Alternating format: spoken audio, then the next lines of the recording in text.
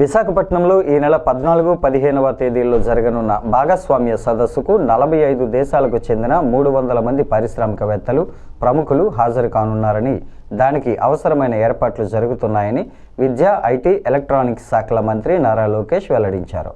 ఈ సదస్సులో 410 ఒప్పందాలపై సంతకాలు చేయబోతున్నామని, వీటి ద్వారా 9.8 లక్షల కోట్ల పెట్టుబడులు, 7.5 లక్షల ఉద్యోగాలు వస్తాయని వివరించారు.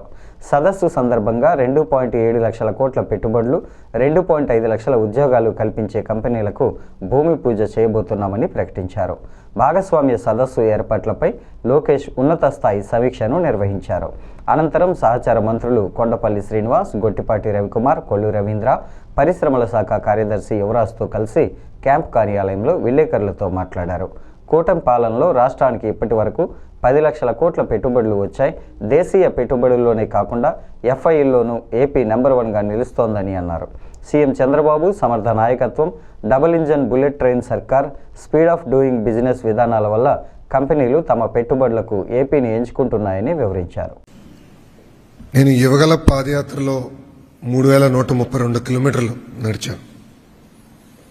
నాకు పాదయాత్రలు ఇప్పటికీ గుర్తున్న సంఘటన ఏంటంటే, మోహనాన్న తల్లిని గంగాధర్ నెల్లూరు నియోజకవర్గంలో కలిసా. ఇక్కడ మీడియా మిత్రులు ఎవరైతే నన్ను ఫాలో అవుతున్నారో ఈ పేరు అనేక సార్లు విన్నారు. ఆ తల్లి రోడ్డు పైన కూర్చుని బోండాలు వేసేది. సో పాదయాత్రలో అది చివరి గ్రామం, నైట్ హాల్ట్ ముందల గ్రామం. అందరికి ఆకలేసింది టీంకి. అమ్మ నీ పక్కన కూర్చుంటే రా కూర్చో బాబు అని. అక్కడ బోండాలు వేస్తూ నాకు వడ్డిస్తూ ఆమె నేను అడిగా, ఏం తల్లి మీరు ప్రభుత్వం నుంచి ఏం ఆశిస్తున్నారు? అప్పుడు ఆమె చెప్పింది, 30 సంవత్సరాలకు అక్కడనే కూర్చుని రూపాయి జమ చేసి పిల్లల్ని బాగా చదివించింది. 2 బాగా చదివారు. భర్త మద్యంకి చనిపోయారు. సో 2 పిల్లలకి ఉద్యోగం ఇవ్వండి చాలు, ఇంకా నాకు ప్రభుత్వం నుంచి నేను ఏం ఆశించట్లేదు అని ఆమె చెప్పింది. ఇప్పటికీ నాకు అది బాగా గుర్తుంది.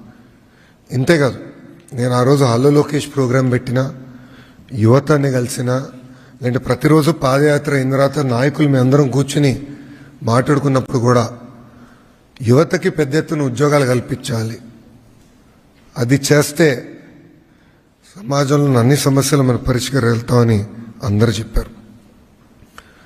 యువగలం పాదయాత్ర నన్ను మార్చింది. పాదయాత్రలో నేను ఎప్పుడూ ఒకటి విషయం అనుకున్నాను, తెలుగులో ప్రపంచం మొత్తం వెళ్ళి శాసిస్తున్నారు, కానీ ఎందుకు మన రాష్ట్రంలో ఉండి పనిచేయట్లేదు?